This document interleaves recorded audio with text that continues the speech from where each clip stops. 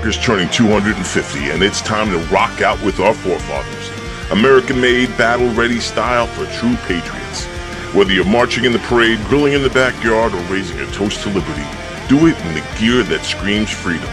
Celebrate 250 years of USA in style. Wear your American pride loud. Trendjackers.etsy.com. Grab yours before the fireworks.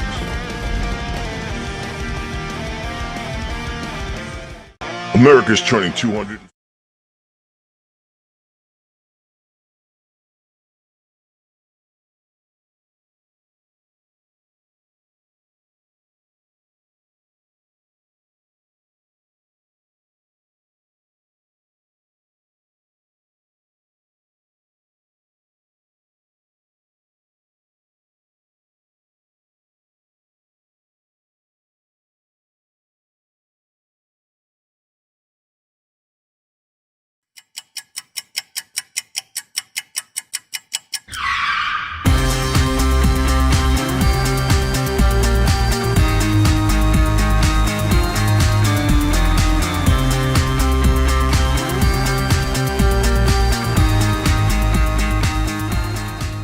Tony, welcome to go. Hey, Joe, how are you? I gotta pat you down though, pal. Oh, yeah? Yeah. All right. Got anything on you? Anything I should know? I got nothing. Anything weird going on? What? Alright, you go in, Tony. Good. Thanks, Joe. Appreciate it. Thanks.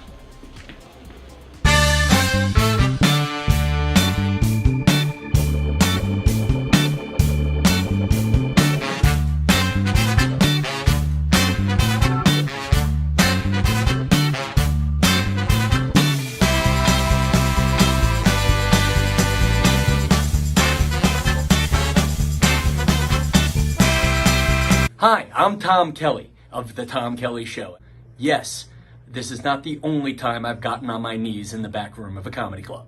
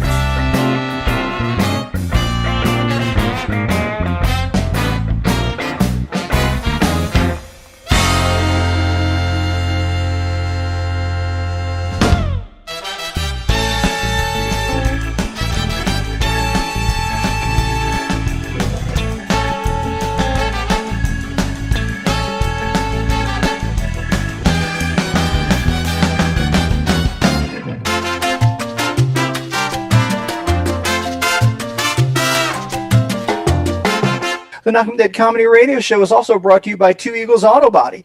For more than 25 years, Two Eagles Auto Body has been the leader in auto body repairs and customer satisfaction on Long Island. Two Eagles Auto Body handles every type of auto repair, from custom applications and restorations to repairs involving insurance claims. Give Two Eagles Auto Body a call, and please ask for John Rossi at 516-328-2527. That's 516-328-2527.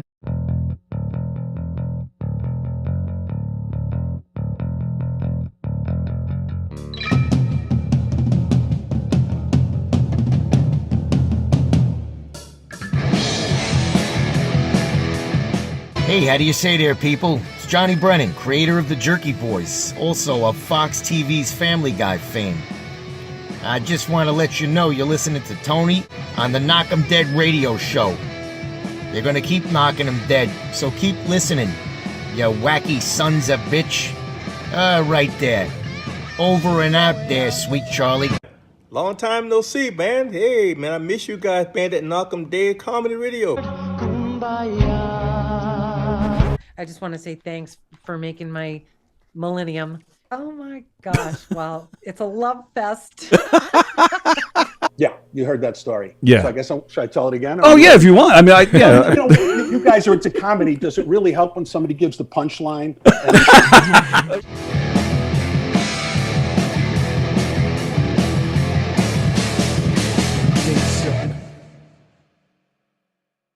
Remember, because what you hears today, you got to tell the birthed tomorrow. I'm looking behind us now, across the count of time, down the long hall, into history back. I sees the end, what with the start.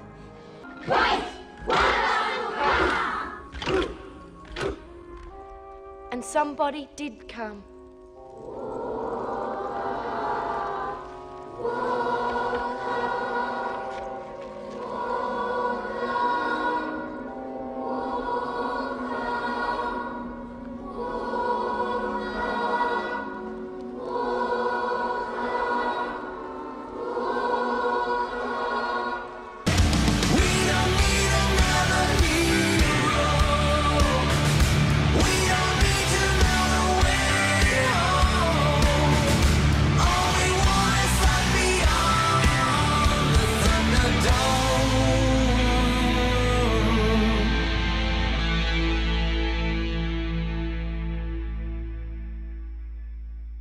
Remember, because what Tony,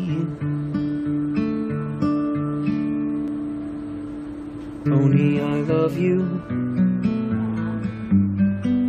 Tony's got half of us. Some say that it's made of glass.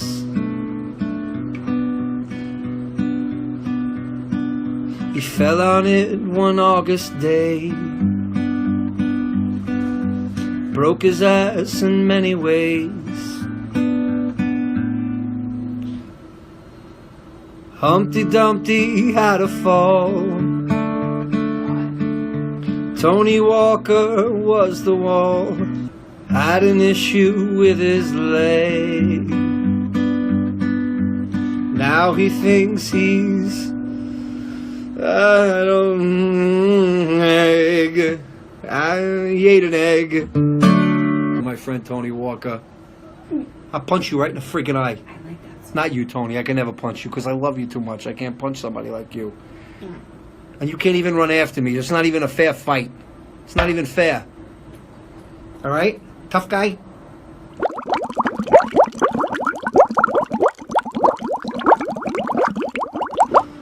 Tony, you're a phony baloney. I'm gonna cry. Tony, you're the best. You're hysterical.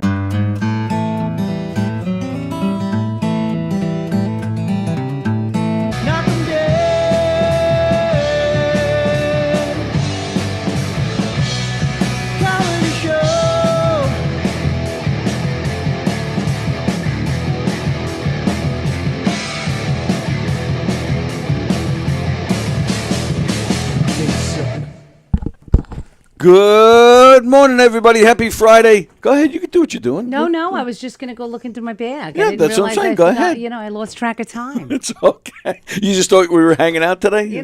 That's fine. We should do that. Talking all kinds of shit. We need to do that. We need to just hang so we don't have to worry about, all this stuff.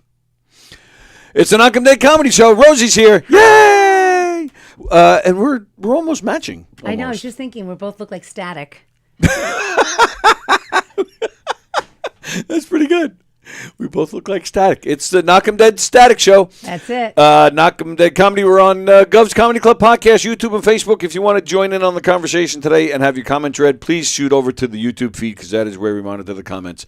Gov's Comedy Club Podcast. We're coming at you live from the legendary Governor's Comedy Club. Please like and share and comment and do all that social media stuff because we need all the help we can get. What is going on here? Comments are already flying already. Vicky's here. Ann is watching. John Russiel. John adopted a puppy yesterday. His name is Cannon. What kind of name is that for a dog? I like a little Cannon. Cannon? Yeah. I hope he shoots some shit out of that cannon right all over you, John. I have no idea why I'm saying that. I have no idea. I'm just being stupid. How nice. I'm a dog lover, says Ann. I wish you lots of love. What kind of puppy, John? What? I sent a pic on the chat. Oh. Oh, he sent the picture. Oh, of the puppy. I am assuming that's. Oh, I hope it's just of the puppy and not his cannon. My goodness. John, take it easy. I've only had 1 cup of coffee. This is just number 2. All right. Oh, this is a puppy? That's not a puppy. Oh, it's a puppy. That's a puppy? That's going to be a big lab. I was going to say, that's why I'm thinking it's not a puppy. That's a golden retriever, I think. Kind of looks like that, yeah. That's a puppy retriever. Really? I can't have a dog. I can't. They're too much. They're nice. My girlfriend Ala popped over this morning. She gave me like a couple of bags of clothes. Yeah. She's very fashionable. I don't normally take people's bags of clothes, but Usually they take them from you. She's got a lot of nice clothes. And she was like, oh, I have this jacket that I got at a thrift thing, but it would look better on you. I'm like, okay. All right. So she got it dry cleaned, Oh. but she came with this jacket and a bunch of other things. But she also has a little tiny dog, this kind of dog. What do you call them? The hot dogs? Dachshund. Yeah. She has a dachshund, but she has like a little vanilla dachshund. He has his own Instagram page. His name is Wesley. And she brought Wesley and her husband, Pete, and Ala came over with the dog for coffee. Nice. Coffee and the dog. Oh my God. Isn't that a show here? I see what I did. Your regular card. Oh my God. And they came over with the clothes, made coffee, and Nice. they brought the little dog in, and the dog went through my cat's thing of toys, which I don't even think the cat gives a fuck about the toys. My mom just keeps buying them. But the dog was just taking him out. By the time the dog left, they were there for like 10 minutes. Yeah. The dog had made all the mess with the cat food and all the mess with the water and taken out every toy and made this whole disaster. And this is a cute little tiny dog. Yes. And I love animals, but I have so many things going on in my life that I could never I do sometimes have the dog. Yeah. I sometimes find myself saying to myself, why do we have dogs? They stink up the place, they make a mess. And they require constant freaking care, but that's when I'm in a bad mood because my dog is very constant. Love them, and they're a lot of fun. They're loyal. My kids, that alone just makes it worth having a dog. My kids, love having a dog. But your daughter's special needs, so how has the dog helped her? Has it been like a connection? Because sometimes it is. Sometimes, it's a cliche that it always is. Not always. It's not always. The last dog we had a pit, and we had him for 7 years. We got him in 2010. He died in 2017. That dog she had a connection with. Yeah. I've told it on here before. There were times he'd be in the living room. She used to have this thing where we had a swing in the backyard. She would literally swing for hours in all kinds of weather. She'd be in her room, the dog would be in the living room. The dog would get up, start walking towards the back door, and then you hear her coming out of her room. Like he just knew when she was coming out to go out there. And he would stay out there the whole time with her. And not a peep, not a problem. He was always out there with her, almost like keeping an eye. They had a connection. The dog we have now. What kind of dog? He's a mixture of a Basset and a Beagle. So low? Yes. Okay. Low, and he's only like maybe 25, 30 pounds. And he can be a lot of fun, but he's constant. He requires, he constantly wants to play. Having people over is the worst. He will not calm down. One of my close friends, a guy named Sal, huge dog lover. He's almost like a dog whisperer. He'll train dogs, and he works very closely with them. He came the first time he met Petey. He came over. Petey's all over him for like 15 minutes. And at first, Sal, and like everybody comes over, this is great, and they're laughing. After about 15 minutes, You're can like, see all they right, start. put the fucking dog in the And other he's like, room. okay, Petey, all right, take it easy. Eventually, Sal looks at me and goes, he's going to calm down, right? I said, no, Sal. He goes, oh, no, he'll be fine. I'm like, okay, I'm glad you know that. You never met him before. 3 hours later, and I am not exaggerating, 3 hours later, Sal turns to me and goes, you were right, man. He goes, this dog doesn't stop. Thank you. Having people over is the worst because he's constantly jumping up on people, trying to get at them, trying to play. He won't leave them alone. So when people come over, We have to put him in another room, put him in a cage, put him outside. But then he just cries the whole time because he wants to be with everybody. I mean, loudly, like you can hear him from probably 2 houses away. I can't handle that. Oh, he's a pain in the ass. I can't handle that shit. It drives me nuts. I keep telling Lisa. So, all right, John's calling. We'll continue this because I have more to that. But we'll talk to the birthday boy. So that was your birthday, huh? You got a dog? Happy birthday. Yeah. And Thank you, Rosie. and welcome, Yes. Cannon. Yeah. Yes. Don't you know what a puppy looks like, you big dummy? No, apparently I don't. That's a big puppy. Well, they're It's a not all Labrador. like bite He's size. a purebred Labrador Retriever, and he's 7 months old. He's still a puppy, okay, and he's just adorable. All right, so that explains. He's 7 months. So I hear puppy, I'm thinking 6 weeks. That's what I was thinking. Okay. Well, let me ask you a question. How old are you? I'm a puppy. Yeah, there you go. Compared to me, you're a puppy. You're a dumb puppy, but you're a puppy. I'm a dumpy. Are you trained? Did they train you? No. No. All right, I figured that. All right. Rosie, why does she pick on me every day, Rosie? Well, because he's a big fan of yours. I didn't pick on you. Did I pick on him? That's a form of love. Oh, sure. I love the guy. Yeah. But that's true. That's true. Did I pick on you? What did I say? I don't even remember. Well, you always pick on me. You yelled at me yesterday. You yelled at me Tuesday. You always yell at me, and you try to get away with it. Everybody defends me. I yelled at you Tuesday. You were calling in suggesting that somebody commit suicide. I still. What are you, Howard Stern? Listen, there's certain people that need to go to a better place. Okay, they should enhance their better place. Oh my word! Yes. Well, what? Now that you have a dog to play with, you'll have better things to think about. Listen. You know me, and the reason why we named him Cannon, because you're breaking my balls about Cannon. Yeah. Okay. The reason why we named him Cannon, and Vicky hit it right in the head, is because there was a TV show in the 70s and 80s called Frank Cannon, and Labradors are basically police dogs. So I thought the appropriate name for him to be Cannon. Since Cannon was a big fat guy, and I'm a big fat guy, so I thought I would have a dog named Cannon. Oh, so you named him after a show that's 50 years old. Right. Well, I have a little bit of imagination, you know. All right. All right. Fair enough. Okay. So you're enjoying him? Oh, we're having a ball with him. He's excellent. He already slept on the bed. He's just great. That's you nice. know. Yeah, and he's ripping up everything. You know, it's a normal puppy. No big deal. By the time he's trained, we're going to have to get new furniture, the whole 9 yards. Yeah, see, that would piss me off. See, my brother had a yellow lab growing up because my brother had some. He's not. I wouldn't consider him special needs, even though as an adult I'd like to call him that.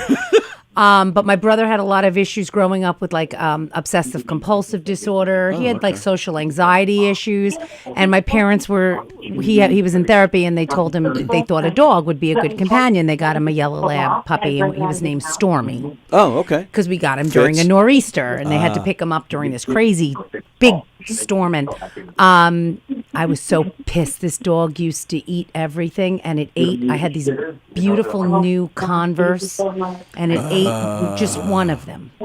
Just left, that would work for me. It left the sole. Oh yeah, should have just known you then. Give you my shoe. But it just was left one as a reminder of fuck you, Rosie. Yep. Here's your shoe you can't use. The shoe And you we're just could have gonna had. Can look at it. Yeah.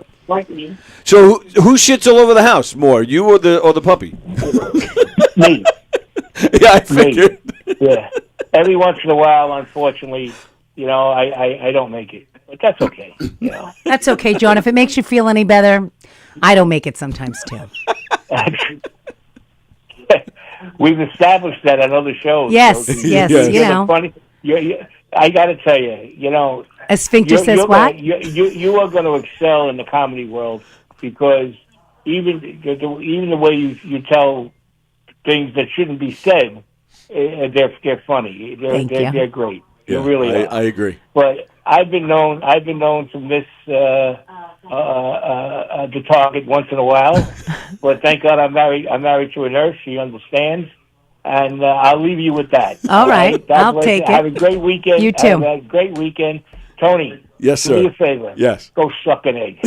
Goodbye.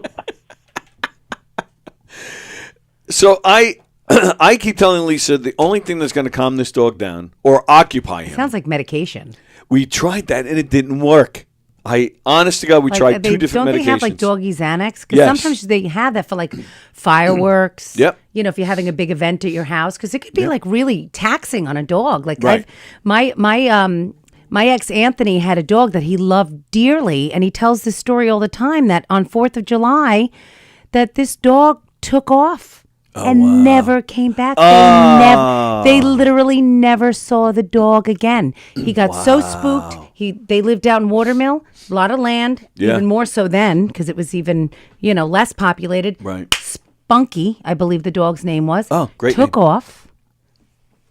They never saw this freaking dog again. Oh, that's sad. Isn't that sad? That's very sad. Got so spooked. Yeah. And you have to medicate these dogs on 4th of July. Well, it didn't work for you? No, we tried two different medications to calm him down. Neither one of them worked. Didn't do a thing. I mean, not like we didn't notice anything. Oh my God! Oh, it was nuts. I keep telling Lisa. So what happened? A crazy dog. A few 2 years ago, I think it was. Well, yeah, we've had this dog a little over 2 years. So 2 summers ago, we had friends over, and some friends were coming. Some friends we hadn't seen in a while. They reached out and they said, "Can we bring a dog? We just got a dog. Do you mind if we bring him?" And I said, "How weird is that?" I said, "We just got a dog too." I said, "Where'd you get your dog?" Turns out we got our dogs at the same place. They got their dog 2 days after us, and the information they were given, they came from the same place. Yeah, somewhere down in Georgia. Okay. So then I said, "Yeah, please bring your dog," because I'm thinking maybe these two know each other. Yeah, and let's see how fucking nuts this dog is. We had people over for about 6 hours. People started coming around 5 hours, barbecuing. They stayed a while. These two dogs did not stop. They were playing with each other in the backyard the whole time, rolling around, grabbing each other, like having the time of their lives. My buddy, I've pretty much have had dogs my whole life. My buddy, not so much. So he was getting nervous like several times throughout these 6 hours. I don't even remember the dog's name anymore, but I don't know. Henry! Like sometimes you get panicked. I'm like, "Brian, it's easy. It's all right. Relax. They're fine." After 6 hours, they were still there, but he just had enough, and he made sure the dogs were separated. Okay. I'm like, "Come on, let them play." But I've been telling Lisa. Did this tire your dog out? He slept well that night, but no, he was still looking to play after the 6 hours. He was crazy. Oh yeah, he was raring to go. I don't even have a child like this. My son wakes up tired, and he's like, "Mom." Oh no, my son's the opposite. He was crazy as a kid. But I said to Lisa, "This is perfect." He didn't come to us for anything during those 6 hours. He just played with this other Maybe damn you dog. need another dog. That's what I keep. That's my point. I keep telling Lisa, "Let's get another dog. Let's get another dog. Let the two of them play all day." See, I had that mentality when I got, which is today is my cats, both of them, gotcha day. Oh, I didn't know congratulations. this, I guess. I got them so my mom would have companions, which worked out because she does. They're always together. But I guess I thought let them have each other so they can bond and be together. I don't like to see anybody lonely. Okay. It's just double the cat hairs. Ugh. So annoying. Mm-hmm. Oh, that too. Dog hairs all over my house. I have a couch upstairs I won't even sit on. Yeah, I will not sit on it. Yeah, I'm currently going through that. When I have to put my boots on, I will sit on my toilet bowl and put my boots on instead of sit on that couch. I'm looking at my wife's ass as she's walking through the house, and there's nothing but dog hair on It's like it. a Furby. It's the worst. Yeah. Yep. I don't know. Makes me nuts. I don't know. But yeah, I've been begging Lisa, please, let's get a second dog, because we rent our house. So the landlord said, if you're going to get a dog, no more than 15 pounds. No more than 40 pounds. So this dog's 25. So I keep telling Lisa, let's get another 25-pound dog. That's 50 pounds. You're over the limit. He's not going to know. You just said it live. He's Everybody's listening, all of the Northeast. So, all the dog people. The gig is up. The gig is up. Sorry. You've been found out with your dog scam. We were supposed to have a guest. Chris Williamson was supposed to join us today. Thanks for the reminder. I already forgot. Chris Williamson was supposed to join us. He is a super, super nice man. He's a great comedian. Poor Chris, he was doing a corporate gig comedy down in Orlando. That was actually one of the things I was going to ask him. He gets a lot of corporate That's work. what he's known as. Yes. And so I want to ask him what his trick is. Like, how do you get these? Exactly. That's what I want to know. I feel like the doctor gets these gigs, but like... Right. Occasionally I'll get a murder mystery, corporate gig, and I get very excited whenever that happens because they always pay more. And then I'm like, all right, but how do I keep this going? Like, is there a corporate gig group where people talk and to like each other? I was out with I'm not going to say names because I know who you're out with. Yeah, I was out with that crazy son of a bitch. I was out with a crazy son of a bitch last night. Comedian. Oh my God. Anyway, we were out and he was telling me that he did a corporate gig in a sense. Okay. For the East Rockaway Trucking Company. They did a private Christmas party and they hired him and another comedian to do their Christmas party. And they did like half an hour each. Right. And they said, it was just part of their Christmas party. Mm-hmm. And then this group, I guess mostly men, I would imagine trucking. Yeah. We'll have to ask Jeff Bowser how that works. And then they went about their rest of their night eating and drinking. And he said everybody had a great time. I'm like, how fun is that? Corporate gigs are the best. I would never think to like hire, although I did one time for my company hire a game night.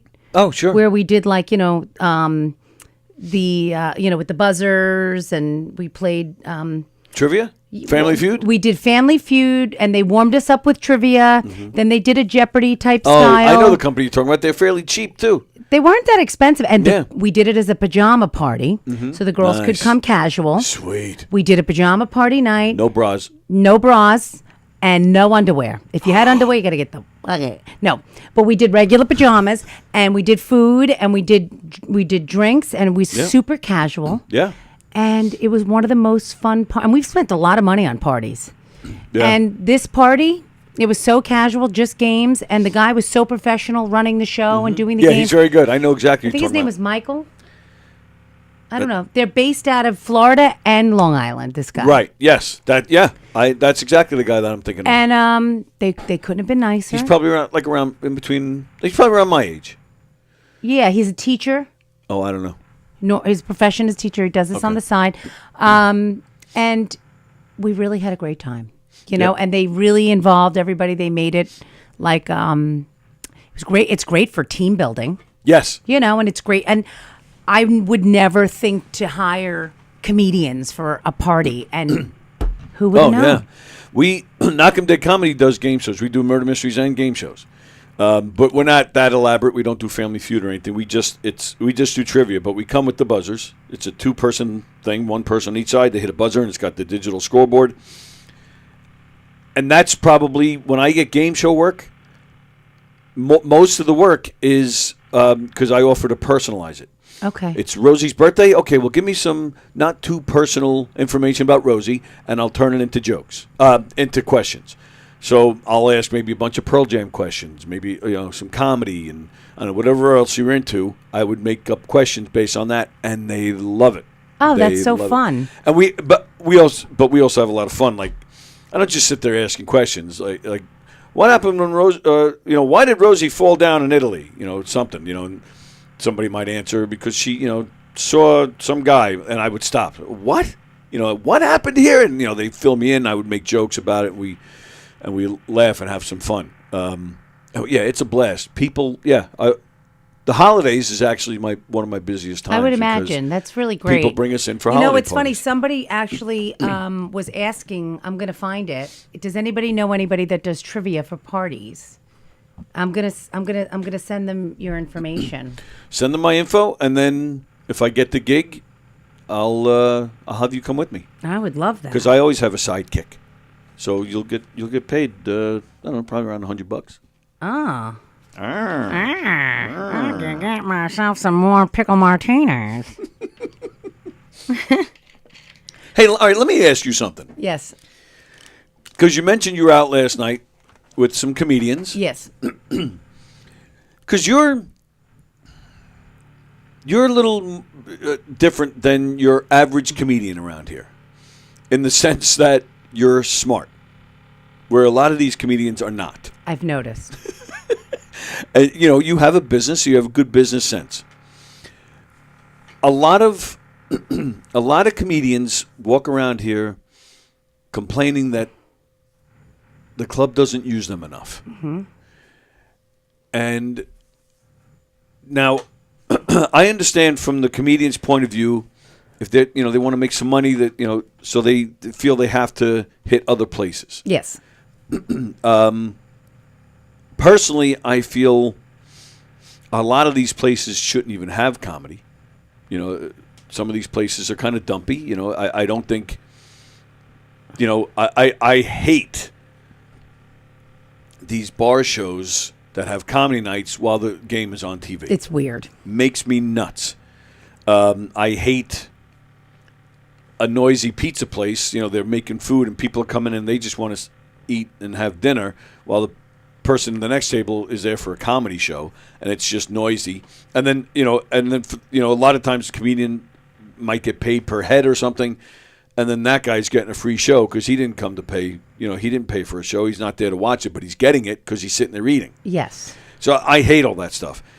A restaurant with a private room or Governors. To me, I agree. Those are the only two options. I agree. And somebody just sent me pictures of a situation where it was like a bar. Yeah. It was almost like a distillery bar Yeah. show going on. A lot of these breweries, do And shows. I thought it was an open mic. Mm-hmm. Just it was like no frills, just a little stage, no lighting. It was very bright, the room. There was like not too many people there, which is fine. I mean, it can happen. I mean, it happens anywhere. It could happen here. It could happen anywhere. And I'm like, oh, that's an open mic. Like I really genuinely thought it was an open mic. Oh no, it's a show. And I was like, oh. Yeah. and so I get it. These comedians, they want to get paid, so they go wherever. But I'm kind of, and I've asked them here. Mm-hmm. What's your answer to that? Because I get both sides. Because if you're playing around too much, well, then people, they saw you at these other places, so they might not come here. A lot of times it's a little more expensive to buy the tickets to come here, as opposed, a lot of these pizza places and bars charge just $10. Where for Governors, you're paying more, but you're getting better quality surrounding. You're getting better quality comedians, Lighting, sound. Right, you're getting the whole gamut. You're feeling like you're in like an actual comedy environment. But some guys who might be playing other places on the island, naturally they're going to say, "No, you're playing over here, so no, I'm not going to use you, in this place, here." And I forget if it's 30 days or 90 days that if you're playing within a certain radius, they decide not to use you for a certain amount of time. But some of these events are not really like comedy events. Like some of them are like almost like a charity at like a church. Yeah. It's like a fundraiser for like the Heart Association, or it's like you're doing a favor for like a fundraiser at a Knights of Columbus for a Veterans Association, and it's not the same people that are really going to be coming and paying money to come to Govs. So there's I get it if you're going to be at an event where it's being promoted as a comedy show for profit. Okay. Where it's like a promoter is behind it. Right. Some of these are really like 3-4 guys. They're giving their time. They're not really being paid. They're doing it for like their grandma's friends at the church to raise money for a woman's memory or to help a family or to do it for a veterans association. And it's like, you have Terry McNeely there, 3 other vets, and it's like, rah, rah, rah, everyone's smoking outside. And like, 2 vets are outside like, my day's in the morning. That's different. You know what I mean? Oh, that's definitely different. And I do think, I don't know for a fact, but I do think that's their thinking when it comes to stuff like that.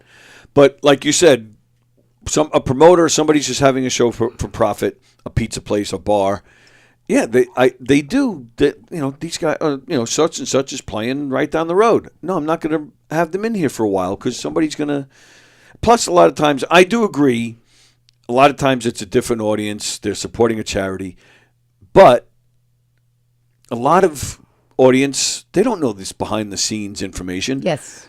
I could go to, the VFW and see, all right, Terry McNeely for $15, But he's playing Governors 2 weeks from now, and that's $30. Well, obviously, I'm going to the VFW, and that's where it ends for the Do civilian. you really think that, say, civilian, that they're really comparing? I feel like a lot of people come here on a whim. At least before I did any kind of comedy, I would be like, I'd be out on a date 1,000 years ago, or I'd be out with friends, right? Couples, and we'd be like, oh, we're going to go out and get dinner tonight. Guys want to go see a comedy show? Or back in the day in college when they'd give you the free passes, you know? Yes. This passes for 2 people to go for free, and you have to have 2 whatever minimum. We'd never pay for comedy clubs. It was always free, and you'd have to eat and drink, right? So we would just come. We didn't know who the hell was playing. Ever. I never came to see anybody specific unless it was Susie Essman, or I was coming to see Terry McNeely. Now I agree with you, and I still think that's a good chunk of the audience today.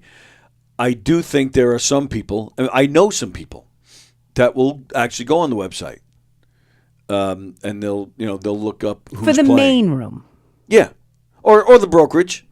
Yeah, the brokerage. Yeah, and I get calls from I get calls often from friends. But it's so different now. Now they want to come see these. Hey, I made 15 videos. Yes. All right, but pizza pan. Right. All right, but that's what they want to see. They don't want to see people that they want to have, see like, the YouTube sensation. they don't want to see people that have like these like 10-year like professional careers that they've been working on their shit for like a decade, and they've been like sweat, tears, comedy clubs, bombing certain nights, networking, and now they have a they don't want that. They want to see these guys that, like, and then they're Mamma Mia Pizzeria. And then they're very disappointed. And then they're outside like, hey, what about my poster? What about my pizza? What about my T-shirt? Hey, I got a table. And they selling shit outside like on the street. Yep. It's so bizarre. Like, and it's weird. It's like those shows, they sell out like crazy. Oh, they sure and do. I get it. Like on James, like, of course he's got a business to run. I don't and if it were me, and I'm not speaking for him, but as a business mind, I don't care if you're like here and you've been doing comedy for 2 weeks. If you're an internet sensation and you're not even funny, and you want to come into the comedy club and sell out 3 nights in a row, and you're gonna bring that crowd into my place of business. As long as you're not like a disgusting crowd that's going to rip the lights off the walls. All right, let me ask. Sell them out. Let me ask you this. Have at it. So a few years ago, we were in here on a Saturday night, and there was some YouTube sensation that was playing the club. I don't even remember his name. And he brought all of his own people. So it wasn't like Michelle Fox was, featuring Fat Jay. This guy brought all of his own people. They were all internet sensations. They're all on YouTube. This place was mobbed. I bet. Mobbed. And it was mostly, like 18-year-old girls, because, it's a YouTube sensation. They, a lot of these kids had never been to a comedy club before. In fact, I even knew there was one table, I think it was like 4 or 5 girls that I actually knew, some buddies, daughters. They were drinking all those virgin mudslides. That's right. I see those drinks coming out. They're like really beautiful. Tipping $2. So... And these guys they're back here, thinking that they're the shit, and they thought they were hot stuff. Absolutely, it's so weird. Yeah, we tried to get them in here. One guy came in, maybe 2. There was, I think, 4 of them, and only 1 or 2 came in here. One actually stood there, made fun of us because we were old guys doing, a podcast, making a living and having a career. I wanted to kill this prick. So anyway, we were in here, but then I went out after we finished in here. I went out to watch not the headliner, but the guy was coming out before him, the feature. This guy was out there for 20 minutes. He was 22 years old, and he's a cancer survivor, and that's all he talked about. He didn't even do comedy. He just talked about his cancer experience for 20 minutes, and I'm thinking to myself, well, that's a great way to get the crowd going. I mean, it's fine if you're a motivational speaker at a children's hospital. If you're doing a TED Talk, right. But in a comedy club, no. And you can even see it in the audience. They're all just kind of... So the headliner comes out, and he bombed. I go back to these girls that I know. They were sitting all the way in the front. So as I'm making my way to them, I'm seeing nothing but mad people. I go up to these girls that I know. I go, so? I can't believe I wasted my money on this. This was terrible. So that's my question. So you don't want that either, though. Right. That's my question. So you pack the place out, which is great for your business. But in the long run, you might have some of these people that say, I'm never going back there again. They don't separate the comedian from the club. But are they? But I kind of feel like they don't mean it. Like they will be back at some point. I feel like I would separate it. I would kind of be like, that guy sucked, but not the place. Okay. All Because right. it's like that's the vessel as to where these people, can go and perform. The next night you have somebody else, and they could be amazing. I just, I don't know. I get it. Yes, there's going to be some people that are going to say. I'm always thinking long term. That's my thing. Fine, I'm making great money because I packed it out tonight. It's like the 2 same. Years from now, I want to still make my money. It's the same school of thought with me. Like I'll have brides that'll come in and they won't see something that they like. Okay. I love this. They'll come shopping and they won't find the gown of their dreams, and then they'll say that place sucks. Right, you didn't find it for her. They had a good experience. The place was clean. The music they liked. They were greeted properly. They had a nice experience on the phone. Everybody was fine. The bathroom was nice, and but they'll say, well, that place sucked. So then you'll say to them, because I've had people write reviews, that place sucked, and you'll follow up. And sometimes you'll get them on the phone. Well, what was terrible about it? Was my staff rude to you? Well, no. Actually, the girl was very nice. Did she spend time with you? Yes, we were there for 2 hours. Okay, so what happened? Well, I just didn't find my gown. Okay, so you went to the store and you had your experience, but you didn't find what you were looking for. Either we didn't pull it, or we just didn't have it, or it didn't. But your experience wasn't awful. We just didn't have what you were looking for. Right. But they can't separate the two, so it sucked. Sure. It just sucked. Right. I get that. Right. And it's so frustrating because it's like, we didn't do anything wrong. We just didn't have what you were looking for. I've responded to some people on Yelp that have criticized the Murder Mystery Troupe. We respond to everybody. Everybody? We're respectful, but we respond to everybody. I'm respectful. Yeah, I had one lady, we did a show at that meatball place. In Patchogue, or the one that was in Farmingdale? Patchogue. We worked there several times, and I don't even think it's there anymore. And they ran it to the ground, and they treated us like shit towards the end. But as it was getting towards the end and things started to get shitty, they charged $85 a person, which we don't set those prices. We have nothing to do with that. This woman complained that she paid too much and she didn't like the food. And what, again, has nothing to do with us. And then the Murder Mystery Troupe, they were awful. They weren't funny, and they even acknowledged that they were lost in their own script. So I commented. I go, I said, first off, we have nothing to do with the pricing. We have nothing to do with the food. I said, and I hate to break this to you, but when I said I forgot where I was, I said, that was a joke. I said, it's ad-libbing. In fact, I just talked about it the other day in here. It's one of those stock ad-libs that you have in your head. The trick is to make it look like you're saying it for the first time. I say this at every single show. When things are getting a little crazy, and I'll stop. I'm sorry, everybody calm down. I forgot where I was. The place roars. I'm the first to admit it's not that funny. But in the midst of it, in the atmosphere of this, it gets a laugh every single time, and that's what I did. So, I said, this was a comedy, because she said something, too, about, they were goofing around for this murder mystery. I said, yeah, we're a comedic, we're called Knock 'em Dead Comedy. So, but anyway. Don't you love people that have nothing else but... Right. That's what I love about, like, Sebastian Maniscalco's bit, where he's like, what's with these people that write these reviews? He's like, my review is like, hey, babe, the salmon sucks. We're not coming back. And it's so true. Like, you don't come back. You got to go online and fucking trash people. We have this guy that comes to the store. I think I talked about him once before. He comes to the store. I don't know if he's homeless or not. He's harmless, but he comes in and he takes dresses and he creates things and he makes bedazzles and he brings me shit. Yeah, you showed us pictures and stuff. He took a bunch of dresses because we had the dumpsters from the fire. Right. And he took a big cart full of all these colorful bridesmaid dresses that look fine, but they stink. We couldn't use them. He carted them out.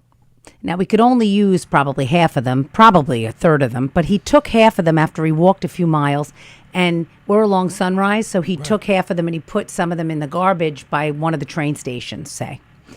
So somebody found these dresses. Oh, yes, you told me, and then they posted about it? And they wrote a Yelp review. How dare Bridal Reflections throw out these perfectly good gowns in the trash bins at the train station?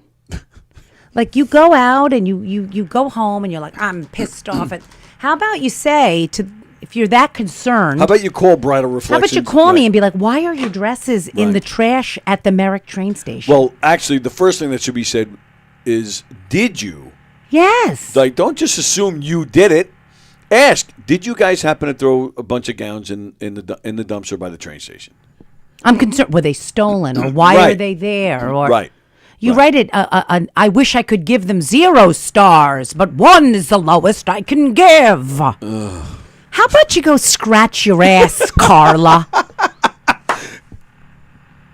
That was the person's name, not, we're not talking about Carla Okerson. No, there's other Carlas. I exactly. like that Carla. I just wanted, yes, It I just love came to my head. Right, I just wanted to verify. 'cause Marla.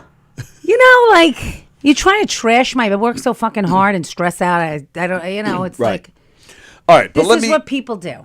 All right, let me backtrack because we went off, which is fine. It's a great conversation, in my opinion, but we went off where I wanted to know originally. if I don't really, but if I'm going out and playing bars and pizza places, You should be skinned and hung upside down. oh, I would do it to myself and you because that should would make be me nuts. You should be bludgeoned and bloodletted and never allowed back in Governors again. I said that. No, I'm kidding. But No, I understand both sides. Because I do know the clubs tend to use the same people over and over again, and some people get upset about that, and they feel that maybe they play favorites, and then All other people, clubs have But their I guess, regulars. but look, I always feel like that's just the way life is, But that's why I was interested in talking to you about it. Again, somebody with smart business sense, because I'm thinking if certain comedians, regulars at Governors feature and get paid a little something, if they did that a few times a year, and now I'm guessing I could be totally off here, but that's why I want to talk about it.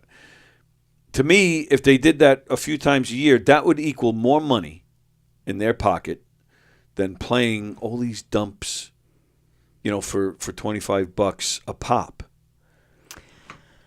Plus, it just makes you look better when you're playing better, a place like Governors as opposed to the pizza place. Yeah, the pizza place, yeah. But some of these places aren't like dumps. Like sometimes they're doing theaters and sometimes they're doing bigger gigs, like they're doing like places out of state. I don't think the out of state places they That's give a not crap an issue. about. No. Even the city. No, that Governors they don't care about that. They don't even care if you're promoting a Long Island gig that's like on a Monday when they're not open. They don't care. But I can understand from a business sense. Yeah, we're open on Friday and you're performing 2 towns. You're performing 7 minutes away on a go ahead. I'm not going to stop you, but no, then you're not going to be on our Right. roster as readily. And I get it. They're not mad, but you're competing. You're 7 minutes away. No, I'm not going to use you for a while because you just performed in this neighborhood, last night or that whatever that night is. So I get both sides. I've had conversations with the club. I've had conversations with comedians, and I see both sides too. What I don't see is an answer. Yes, I but don't see a solution I to it, also and don't it's sad think to that me. there's enough work in the clubs. Paid work. Yeah. There's not enough work. I mean, when you think about it, there's really only 2 stages. Because, 3 Yeah, stages. 3. 3 but stages, because McGuire's you have to consider. But that's Yeah. I feel like a different. That's a whole different world out there. Right. That's Suffolk, and it's Right. not a lot of the same comedians that are doing that stage. So let's say just the 2 stages here in Nassau. You can't count the Giggle Room because that's usually like, bringer and private little gigs and stuff Yeah, like that. produced, So you have the main stage, which has been out, but that's just circumstantial. So you have the main stage and then you have brokerage, right? And then you have 2 days that are relegated to fundraisers mostly. Right?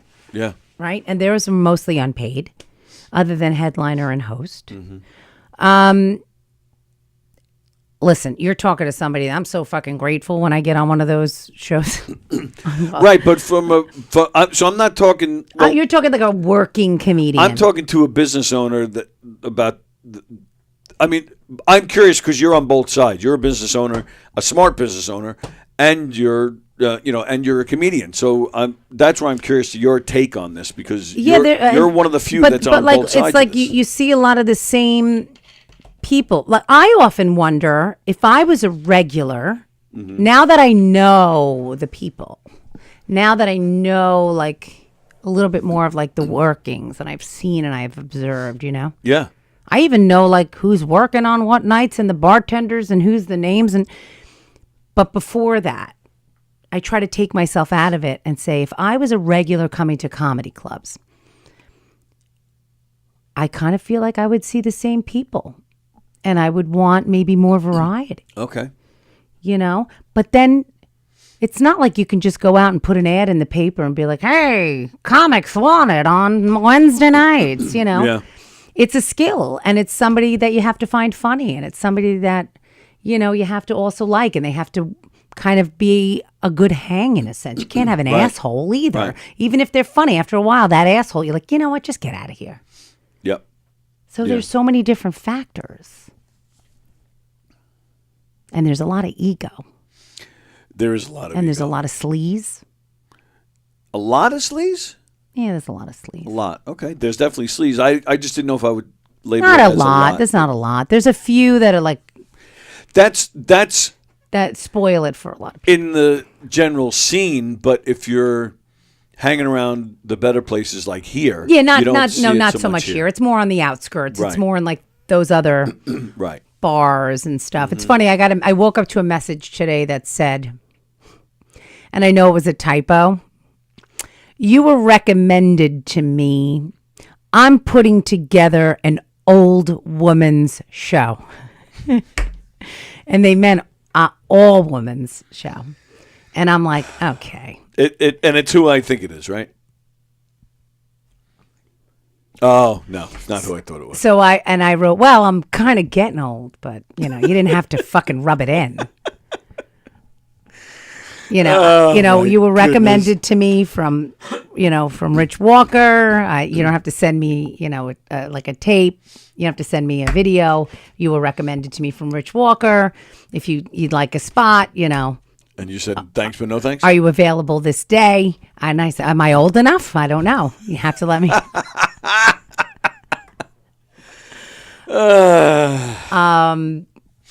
I did, and speaking of which, I saw your photo, that other studio that is doing Friday night mics. They posted a photo, like, of all these different people. I'm in the ad. Mm-hmm. Yes, that's old. Yes. Oh, is it? Yeah. That's from when I started. Was I my first show was in July, and that was like August. Oh, okay. Yeah, because you definitely graduated to bigger and better. Yeah, I'll leave it I at like that. that picture though. It I'm is like, a good I picture. like those pants. It is a good picture. Thank you. I actually, God's honest truth, that's actually what I was like. That's why I like, It's so funny. I'm always like zoomed in on it. So I was like, who's and that? I know was they. like, oh, it's so Rosie. funny. I know they changed their format and they're doing a lot of different things. Like, I hope they keep the ad. Make sure you saved it so you had that. All right, let's see what's going on here. I've read comments, and I don't want to get yelled at. I've been yelled at this week a few times for not reading heard comments. Yes. Oh, not about that. I heard you just got yelled at. Oh, what we were talking about before? Mm-hmm. Yeah. Yeah. Mickey Delaney's watching. Hi, Mickey. Haven't seen you in a while. So Vicky guessed it. Yeah, the Cannon's like the 70s show. Anne in California has 4 dogs. 2 years ago, we had 8. Wow. This is too many, Ann. Unfortunately, 4 have passed away. No more. It's a lot of work. Yeah. It is a lot of work. 4 is a good number. I'm sorry about the loss, though. But when I lived with Sally, we had 4 dogs. And, that was... That's like a farm. Well, 4 dogs, plus she was a dog sitter. So, yeah, we would sometimes have anywhere from 6 to 8 dogs total in that house. It made me nuts sometimes. And I don't know if I've told you. We have joked about it on here, but I don't know if you've been here or not. But one of the worst dogs that we ever babysat or watched or whatever was one of Fremder's dogs. Oh, how could it not be? Is he here today? I don't see him. It's like a dog, pun dog. Probably, ugh. I'm going to open up a little present. A present? Yeah. Who'd you get a present from? From my friend Ala. She left it on my car. Ooh. Ann said I had a dog years ago named Noth. What? N-O-T-H, Noth. Like Chris Noth? Oh, Chris Noth. He was a leg bumper. He would see me coming down the street and knock me down and hump my leg. This went on for years. Oh, my goodness. All right, so what'd you get? She said they were Does it have earrings. batteries? She bought them in Nashville for me, and she keeps forgetting to get. Ooh, those are they're nice. very pretty. They're very me. I like them. Ah, yeah, I like that. That's cool. Very cool. Very artsy. You're going to wear them on stage. Oh, it says these are made from a damaged Fleetwood Mac record. What? Yeah.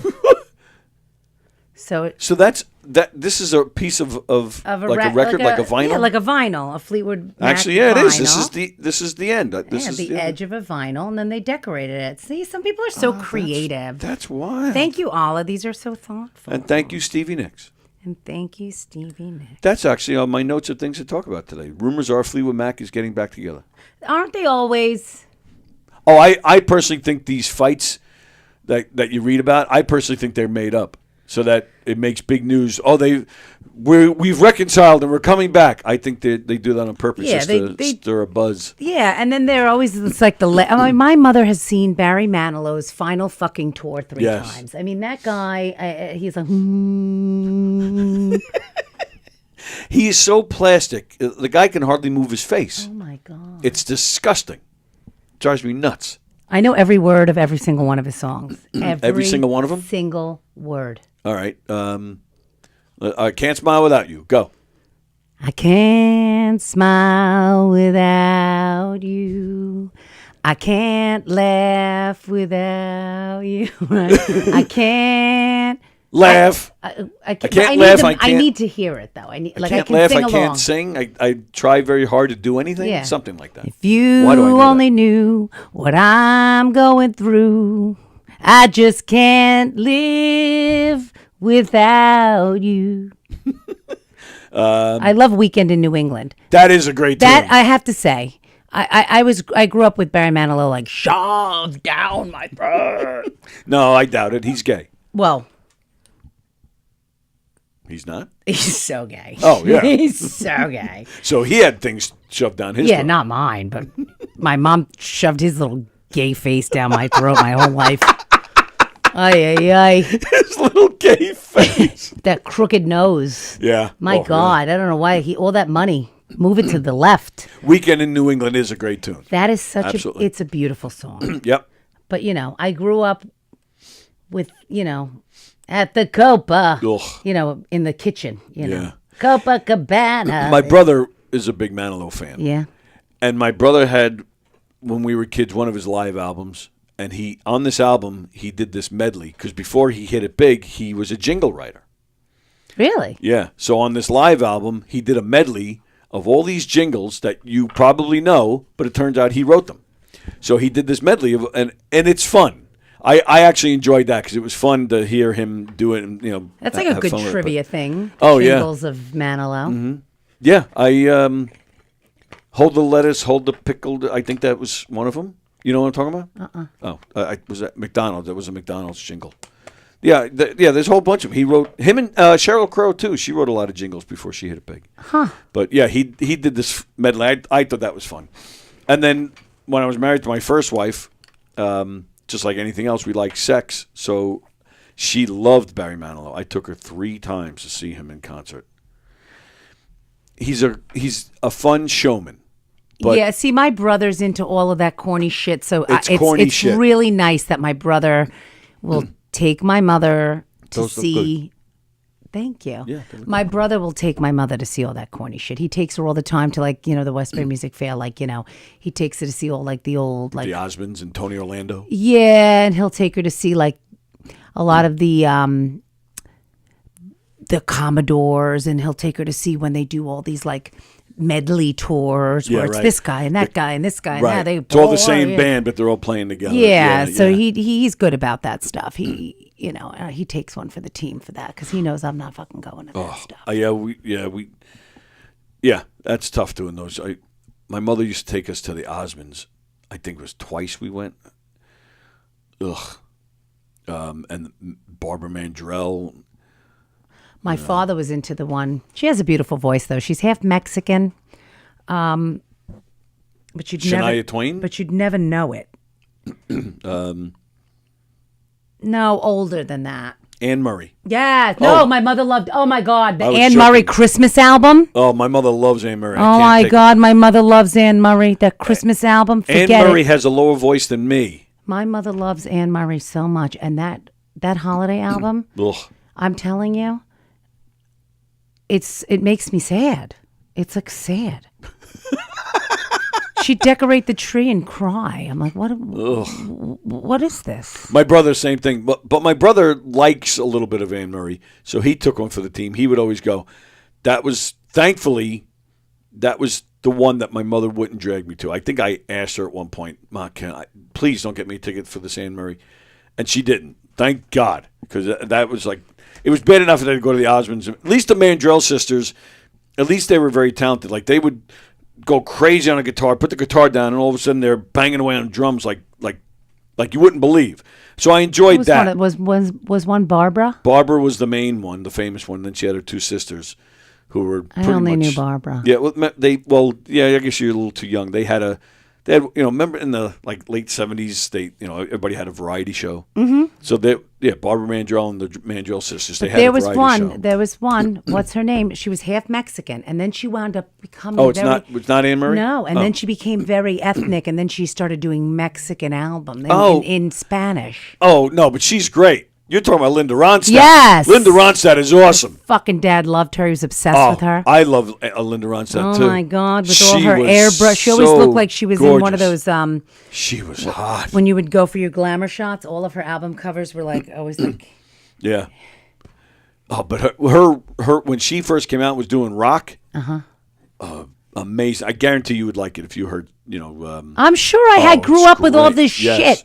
I used to say to my parents, "What's wrong with you? You don't like Led Zeppelin. You don't listen to the fucking Beatles. I got to listen to all this shit in this house."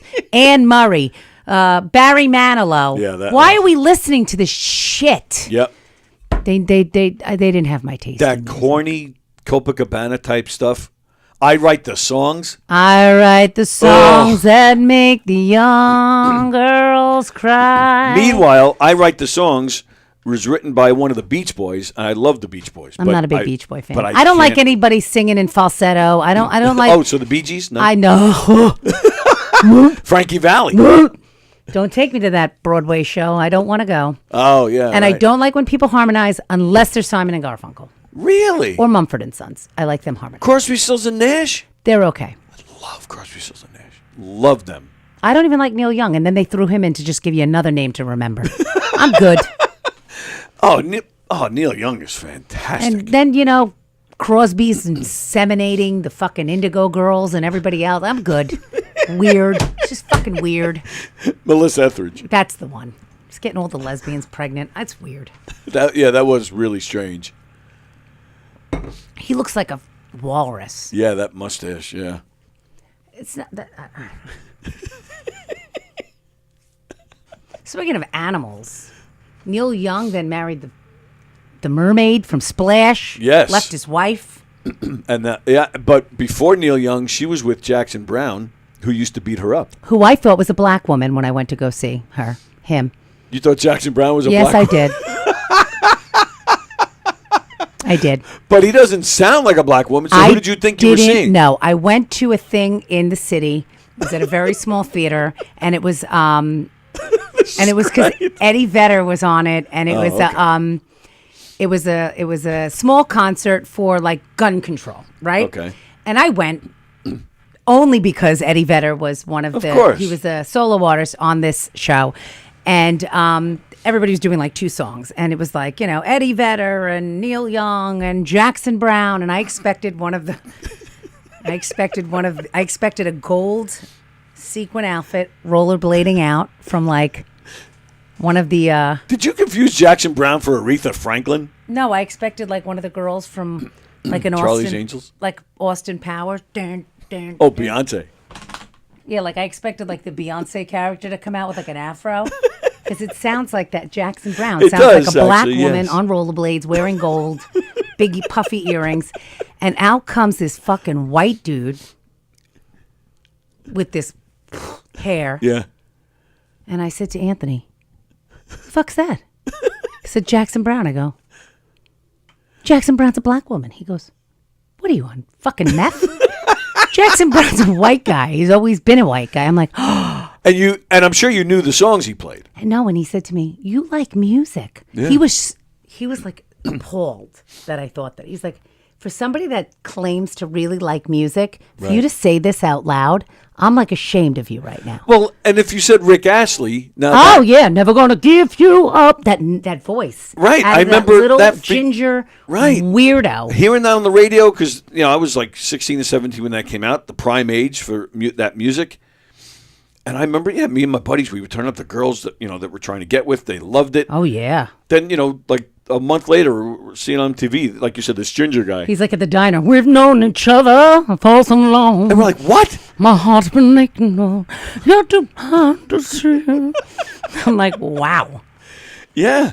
Yeah, we couldn't believe it. So if you said him, I would understand. But Jackson Brown. I really thought it was a black woman. I really did.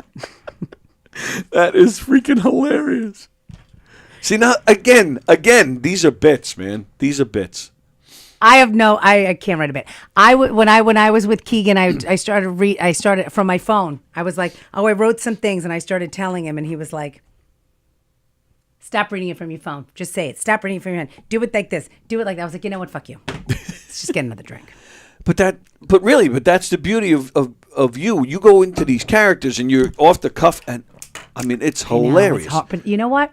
And it's funny. I had a nice conversation with John Ziegler, and he was like, it really is interesting how it's such a difficult thing to take that and translate it into this thing on stage, because yes, absolutely, it's actually a lot harder than people really think. It's yep, absolutely, it sure is. It really is, to take that and then try to write it into like this thing on stage. It's a very difficult transition.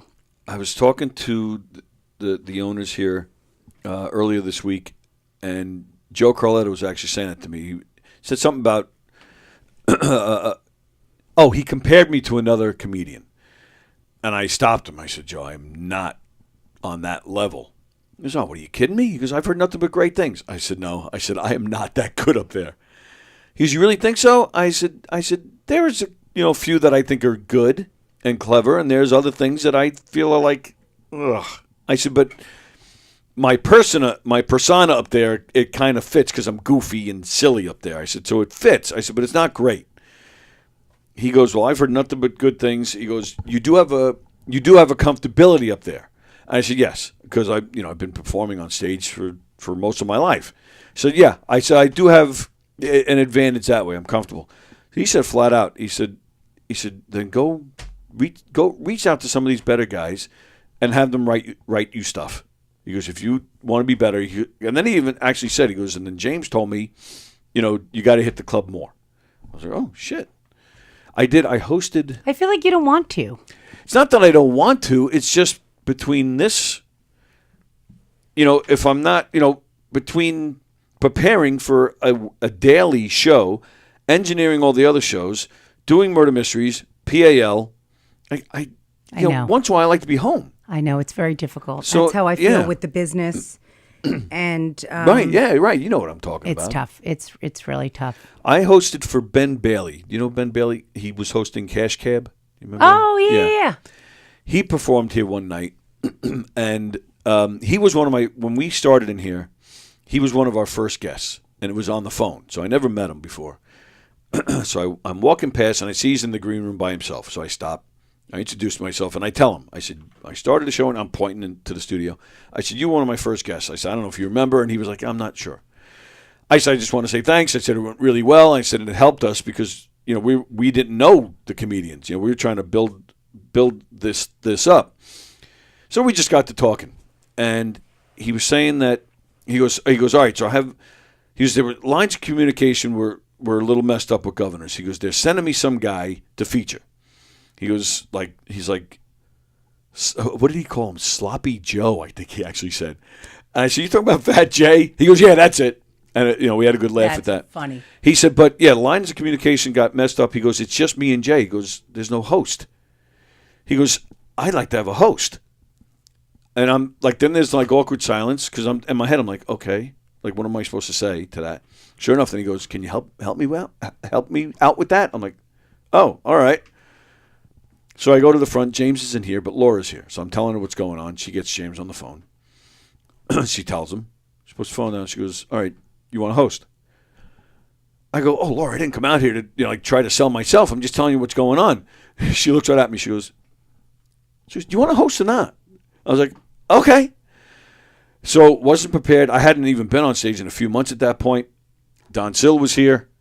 So he's like, yeah, do it. It'll be fun. He was watching from the corner. And that was part of it because I was really nervous. So I guess I had nervous energy. I just kind of winged it out there and had one of the best sets. For me, one of my best sets. And then Ben Bailey, James called me the next day. He says, Ben Bailey had nothing but great things to say about you. And I was like, holy shit. Yeah. So, and then even at that time, he's like, you got to hit my stages more often. I was like, okay. I would love to. I really love to, but yeah, it's tough. It is. It's we're not the Joe Crivellas. We're not 20-something-year-old kids. I know. With no responsibilities and that can hit all the stages. See them, and I think it's so great. And I'm envious sometimes, and I'm like, oh, why didn't I think of this sooner? Yeah, but a little bit. But that's not how life was supposed to be. You have a path, and that's not your path, and that's their path, and I don't know if it's an age thing or not, but I'm at the point where, because maybe that train has come and gone. Yeah. So I'm just enjoying myself, and when I see a guy like Crivella, who's featuring for big names and playing in the city and doing well, yeah, exactly. He's such a nice kid. I just feel like a member of my family is hitting it. Same way with Jay. I knew Jay before they were using him here. He was just another guy playing bars and pizza places. And then, then he started using, and everybody's like, holy shit, Jay. Did you hear Jay? Holy shit, he's playing there again? And that, to me, that's part of the journey. That's part of the fun. Is watching people succeed and move up. Right. But one of your own, like one of the guys that you felt you kind of came up with, a guy that was, that was around. And now, it's like one of your guys. Joey Cola is one of my most favorite people in the world, but I didn't go through the trenches with him. And it's a weird place to be because the younger guys think, they just assume, he's an older guy. They just assume that I went through the trenches with Joey Cola and Richie Byrne and Chris Monty. But no, I didn't know these guys. I knew of them, but I didn't know them. I wasn't in their world. So I was coming through the trenches with Joe Crivella and those guys. And so I don't know. I just get, I get excited to see when they're doing well. Even, oh my goodness. Are you going through perimenopause too? Yes.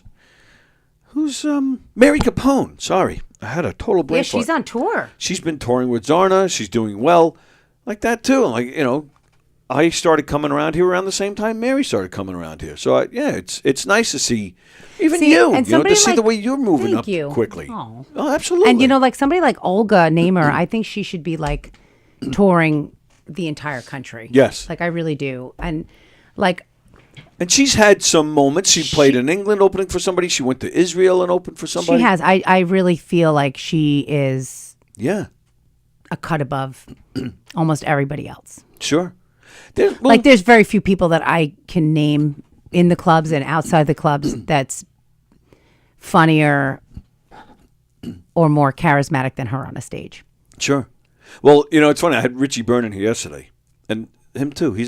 There's several. But he's like a seasoned. I mean, he's like a career comedian. I mean, he really is. Yeah, but I get. But when it comes to him and his level, the Carrie Caravises, the Joey Colas, the Richie Byrnes, the Chris Montes. See, but I'm putting her in a different category because I feel like they Maybe because they're at a different age. Okay. And I feel like they have seen a different level of success. Oh, they have, but And I'm they surprised they're not have- household names. That's where I'm going. And Olga, I think, could get to that and I level. believe that they're not because it's so rare. It's Yeah. more, I'm sure, and this is just a small segment of the comedy community in this region. There's that region in Philly. There's that region in Boston. Yes, There's that region right. in Michigan and all over the world, right? And within those communities, there's all of those Carries and all Yeah, of those no, Richies you're right. and all of those Joeys, right? Yeah. And then you're like, how the fuck? But then there's the one Sebastian Maniscalco. There's the one, and I feel like the other night I went to go and see Mark Norman. Mm-hmm. Oh, yeah, I meant to ask you about that. I saw some photos. Oh, no. Sorry. No, that was a Dan Wilbur show. I saw photos. That's where he was. Oh, it was there. Oh. In a place that was, maybe there were 60 people, 60, Yeah. 70 Dan Wilbur people. is fantastic. He's amazing. He's great. He is funny. Yep. He's down to earth. He's super nice. And And this was what, Wednesday night? Tuesday night. Tuesday night. All right, see, we can promote that. He's been in here. I need to get him back in here. And screw him, we'll promote that. I like Dan. He's been very nice to me. He's great. He's a really nice guy. I don't know I've never seen him here. He's been here. Okay. It has been a while now that you mention it. He recently, actually, I want to say earlier this year, he played in the Giggle Room. Somebody brought him in on the Giggle Room, maybe.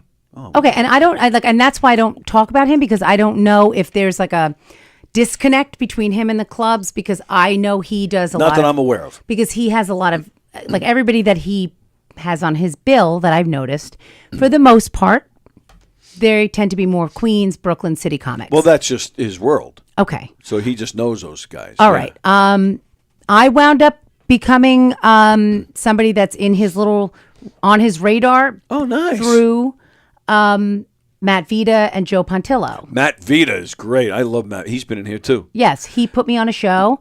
Yeah. I met Dan on Matt Vita's show, and then I got a message from Dan Wilbur, would you be on my show? I was on his show in September, and then Mark Norman's headlining his show in October. And I was like, did you say Mark Norman? Yeah, right. He's like, yeah, do you want me to put you on the guest list? And I was like, okay. Wow. So I went down on a Tuesday, and Cheap Trick was headlining the Paramount. So there was no fucking parking. And I drove around. I wound up in somebody's front lawn I practically parked on. Huntington was wild. It was at a little place called George's, which is where he has his little comedy show called Big Stretch, and it's every Tuesday, once a month. Not every Tuesday, once a month on a Tuesday, and he does 3 comics. He hosts, right, and then he has a headliner once a month on a Tuesday. He usually does, I guess, 10 to 11 shows a year. He started about a year ago. Okay. Of course, it was sold out. Yeah. For Mark Norman. I mean, he had people begging to get in. James Grimm came. And that almost sounded like one word right there. James Grimm came. James Grimm and he was there with like his best friend. And sure he was. Yeah, and it was so like intimate. And Mark Norman was so good. I mean, so was Matt Vita, so was Dan, and there was another comic, Dakota, black girl from Brooklyn. One name. Yeah. Dakota. I think I have met her. Sassy as fuck. Yeah. She was. I met her. She was good. They were all good. They were really all good. Yeah. They were so good. All of them. All very different from one another. I wouldn't say anybody was like, oh my God, that like Mark Norman. But they were all really, really entertaining and very unique from one another. Right. Drawing a blank on the other comic's name, but they were all very entertaining. I was surprised that he was there, and he kept making jokes about how I'm in Huntington performing tonight on a Tuesday in an antique shop. It's okay that I'm not at the Paramount 3 doors down, and he's got that New Orleans twang thing, and he just killed. Yeah. And I had seen him at another place not that long ago, and he did some of the same, but he had new material because he just had a baby. That blows me away. And he did all this new material, and his wife had been pregnant, and now she had the baby, and what it's like to be the baby, what to have a baby, and and it was he's like, you guys like dark humor, And then he kept getting darker and darker. And he's like, you guys seem to be liking this, so I'm going to get darker. And he was up there for 40 minutes. And then, Dan gave him a light, I guess, to let him know what time he was at. And he just kept on going. Wow. And then at the end of the night, he was hanging out at the bar and taking pictures and talking to everybody. That's cool. And he was super personable and really nice. And it was nice to see somebody that's gotten that much success. Oh, sure. Still coming back to do a show. And maybe he did that kind of setting because he was doing the new material about the baby. Could be. I don't know. All I kept thinking was, how much did this fucking guy get paid to do this room? How much did they pay him? I wonder what he's doing in this room for. The whole business. Yeah. He's doing this because he's friends with Dan Wilbur. He's doing this as a favor. How much did they pay him to do this? I'm counting the people. How much did the tickets cost? I saw how many people were on the comp list. It was only 8 people, so those people were free. Everybody else paid minus 8. They paid this times this. Yep. How many of that? Like I was doing all this math, and my mom like, how much did this motherfucker get paid? Like that's what I don't know. I was shocked. I mean, this guy could. He and 2 other people could do MSG. Right. I know it. But like you said, I mean, it's like Kevin James, still shows up once in a while at McGuire's or in the Giggle Room. They're not. They don't have to worry about the money. But they need to work out the new stuff. That's why That's what Louis C.K. does when he shows up here. Like, what is it? Every 2 years, and he plays all 3 clubs within a week, and they're all surprise gigs. Where Governors announces tomorrow Louis C.K. and it sells out in a heartbeat. That's exactly what he's doing. He's trying out new material, for his next special. And they have to try it out in front of an audience. And Dan was funny because he said,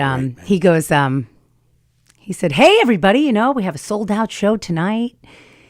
He's like, it's always sold out.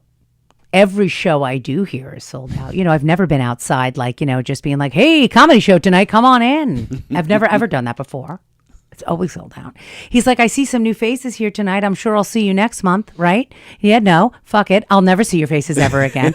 And he was just on. He did some material I've heard, but again, he had new stuff. Yep. And again, such a nice guy, so gracious, All right. So Fremder's watching.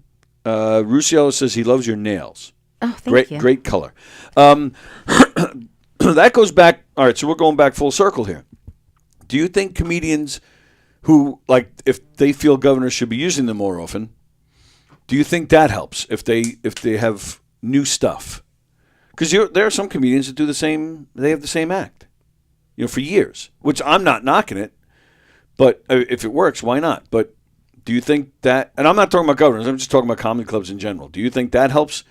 If you walked in there and they, I have new material I like, and they, okay, good, because you've been using the same stuff for all these years. I think it's helpful, but I also respect comedians that have really tightened everything and they have just a killer act from start to finish. And even if they have that for a long time, I don't think there's anything wrong with that because again, the audience is changing. It's the comedians that are tired of hearing each other's shit. And Joey Cole again, perfect example. I personally think going to see him is like going to see a concert. You want to hear a lot of the greatest hits. I want to see Joey do the cat bit again and the dog shit and a lot of his famous bits. I love it, and I don't get tired of it. I don't either. And I say it, and maybe it's because he's near and dear to me. I think Eric Haft is somebody that also should be in that category with a Carrie. Agreed. Where I think Eric could be doing shows in Vegas and things like that. And I've heard his act a lot, and I still laugh. Yes. I still fucking laugh at his dumb shit, and I'm like, this is so funny. Yes, agreed. 100%. It's still funny. Yep. I go to see Fat Jay, and he talks about the little putas at the front of the line at Ralph's Ices, and I still laugh. Some things are just that funny. They don't need to be changed. I was just as happy as a pedophile at a playground. Every time Jay says that, I crack the fuck up. Because it's funny. It's terrible, so but it's funny. Funny. So funny. And Rodia, too, when he goes But then I in. wonder, I'm sorry. No, go ahead. Go ahead. Say. Rodia has a bit. It actually happened in here when he had his podcast. He would call his father. His father's like one of his, guys, and he would call his father every show, and his father with he's off the boat in the broken English, and they would make fun of him. And he's on the phone with his father, and the father's complaining the remote doesn't work. And Anthony, was teasing him and, try this, try that. Dad, how about changing the batteries? And there's, silence. He goes, oh, you didn't think of that, did you? And Anthony, get to me some batteries. I can't do the accent. But Anthony's like, all right, well, what size? He's like, what do you mean, what size? They're little. He goes, no, Dad, they all come in different sizes. What? He and his father didn't know. So he goes, read the battery. It'll say size something. Sure enough, the father on the phone, all of a sudden you hear the father go, ah! I cried. I laughed so hard. He's like, oh, all right, AAA, Dad? It has 3 A's. That's what I did. Ah! It was hilarious. I have heard him do that. But then he turned it into a bit. Every time I've seen Anthony, in fact, I think the first time I saw him do it on stage, he came to me after. He's like, I heard you laughing, when I did that. I said, yeah, it was one of the funniest things ever. Why did I bring that up? I don't know. I don't know either. It's like when Carrie Karavis does her bit about with the ice cream truck coming. And, come on, fat girls. You want ice cream. Like, they just know I'm going to want a fucking ice cream. And about her husband being so fucking hairy. Yeah. She's just so good. She's amazing. And that's what I mean. I mean, you're right. There's Carries in every city. But, yeah, I do. I sit here, I'm like, and no disrespect to a guy like Kevin James, but I personally think Carrie's stand-up and Joey Cola's stand-up, Richie Burns' stand-up is with Chris Monte. I'd rather go see them. Me too. Like Kevin James is not. I don't even think he's on my top 10. No disrespect. I think he's talented. I think he's a great guy. But I've had the also pleasure of style meeting him too. once. Everybody has a different flavor true. ice You're cream. absolutely It's, right. You're absolutely right. I don't know. But when it makes me wonder. Like I see a Joe Pontillo, a Matt Vita, a Dan Wilbur, right? Yeah. These are guys that I know in comedy. They all three of them have used me on their shows. All three of them I have a nice rapport with, right? Yeah. I've never seen them at a show here. I've never. Yeah, Joe hasn't been here in a while. He bitches about it. I've never seen them promoting a show that they're on here. Yeah. Not that I'm necessarily. So I guess my point is that there's a lot of talent on the island and near and around that I don't feel is always utilized here. Yep. Whereas you see a lot of the same people and a lot of the same faces here. So I feel that what happens is that you have, and I'm just using them as an example because they're just three that I know of. And I think they're actually funny. Yeah, there are a lot of other ones that are just not fucking funny. These guys, I think all three of them, and very different from one another. Okay. Quirky, and one looks homeless and he's not. And, Dan looks like, it's corny, nerdy, and uses that to his ability. But I've never seen them here. And I feel like they would be an asset because they're so different than the comics that are always here. Is it that I don't know, and I'm speculating. Is it that there was a falling out? Is it that they don't like it here? Is it that these guys don't like them?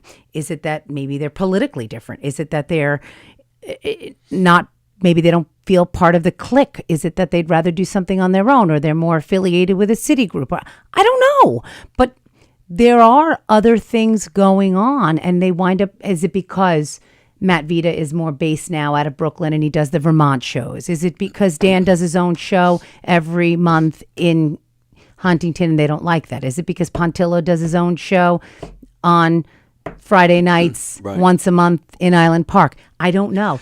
Is that stepping on toes where it becomes where they're like, well, you know what? Those guys are doing their own thing, so we don't want them.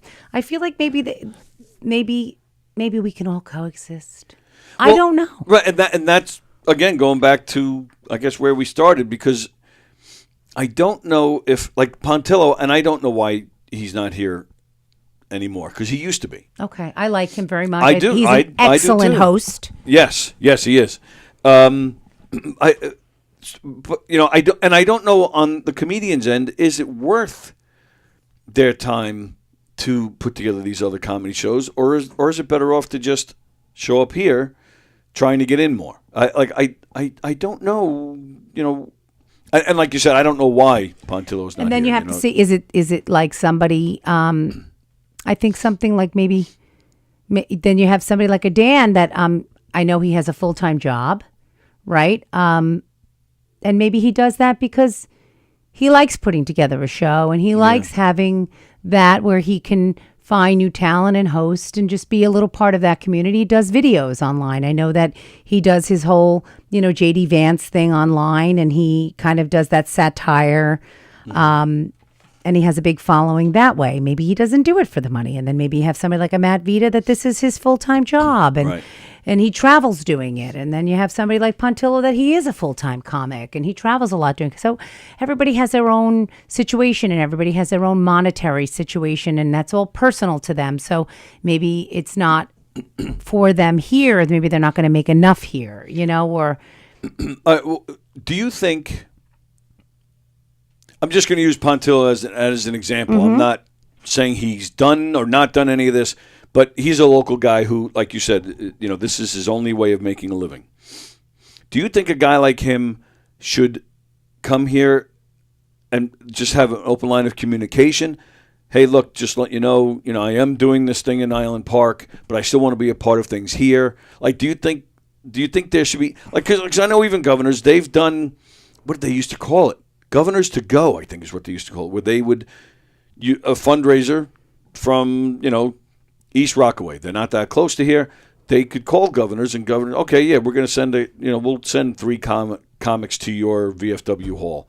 And, they're handling it. So, so they've tried to kind of get out there. Yeah. So I don't know, do you think a comedian should have more communication? He doesn't have any, and I because I live right there. And I was always very curious to see who he has on because he does a lot of the fundraisers there for the local schools in Long Beach. Right. He doesn't have really any comics that I see ever here. Mm-hmm. Very rarely, and if he does, it's a comic that would be on the governor's stage and not be paid. Right. It's not somebody like Michelle, or it's not somebody like Fat J, or what's her name? That's always with Teddy. Laura? Yeah, it's not Laura or anybody like that. Teddy's playing tomorrow night. Yes, he is. McGuire's. Or tonight? Tomorrow night? I think it's the 25th. When's the 25th? That's tomorrow. Tomorrow. Okay. Yes. He asked me. He invited me to come. He's so sweet. Oh, yeah, he's great. But I just feel like I don't think it conflicts at all.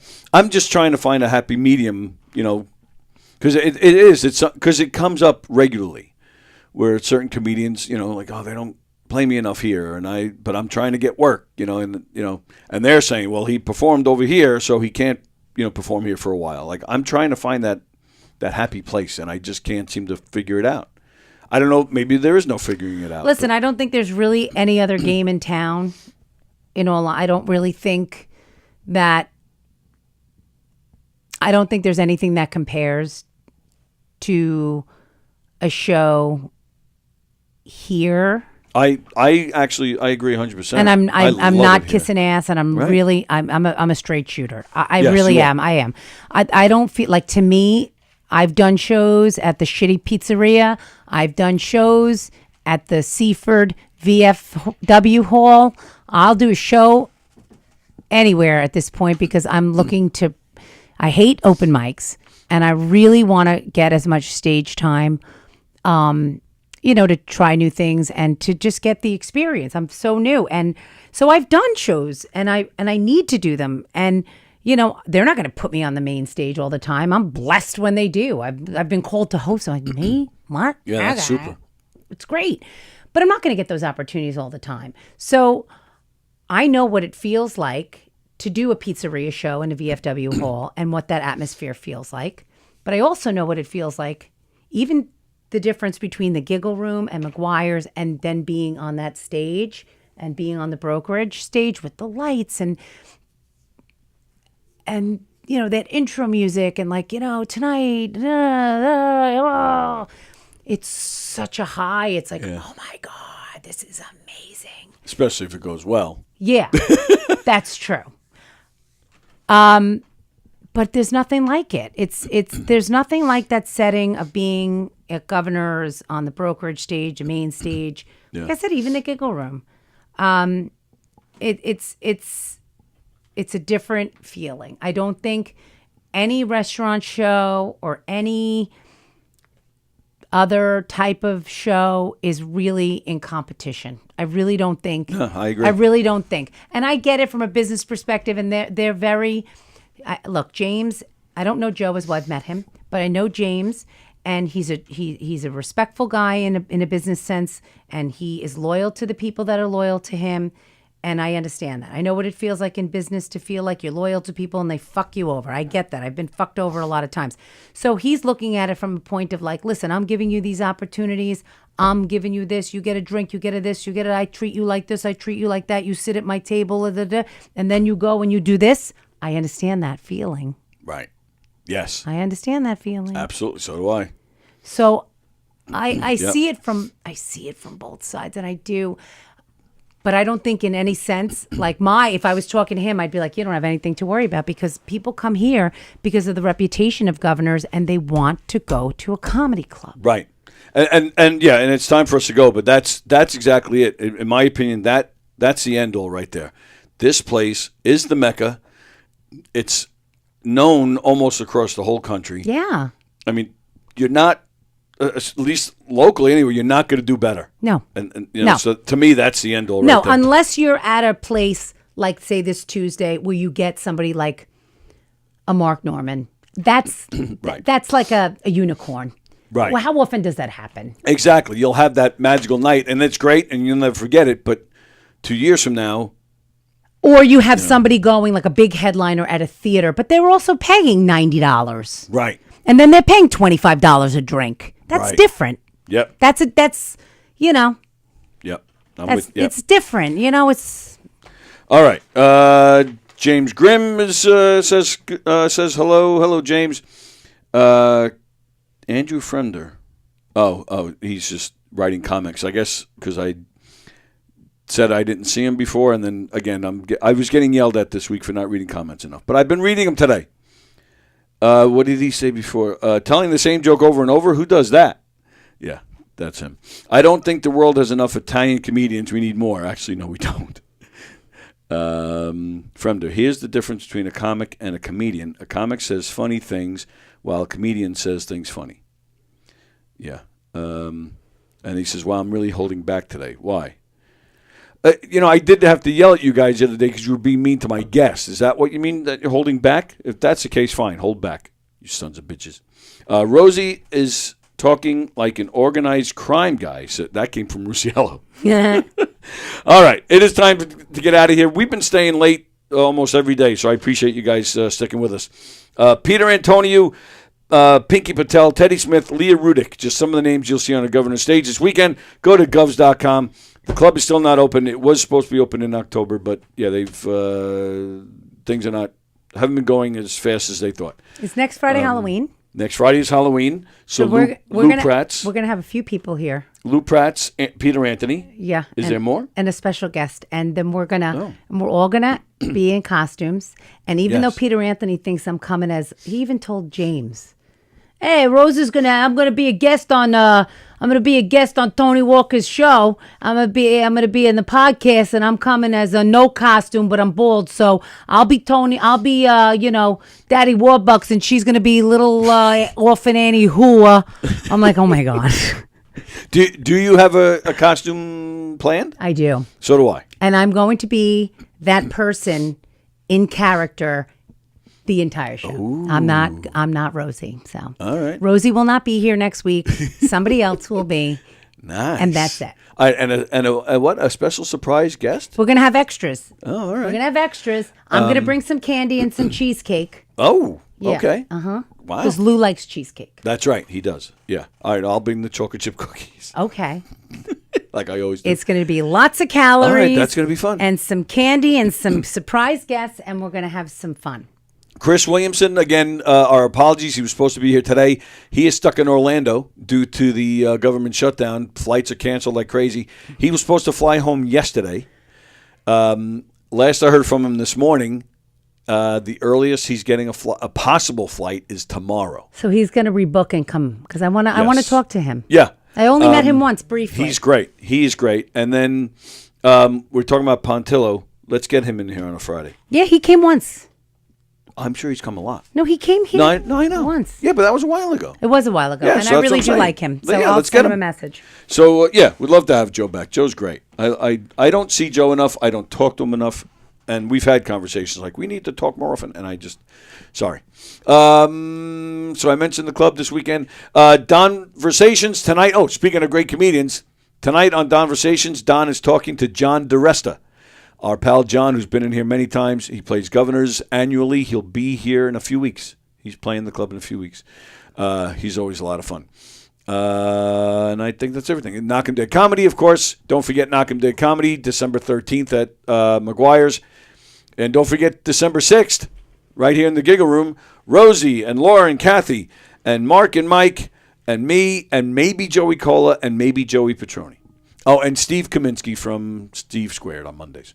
So there you go. That's going to be fun. Go to govs.com. Check out the full schedule. Make some reservations. Make some reservations. Have a great weekend. It's my last weekend at White Post, and then I get to sleep next Saturday. Thank goodness. So, yeah, everybody have a great weekend, and this was great today. Thank you for this. Thank you. As always. Where are my graphics so I can get us out of here? I do that, and I do that. Bye, all right, guys. everybody. See ya.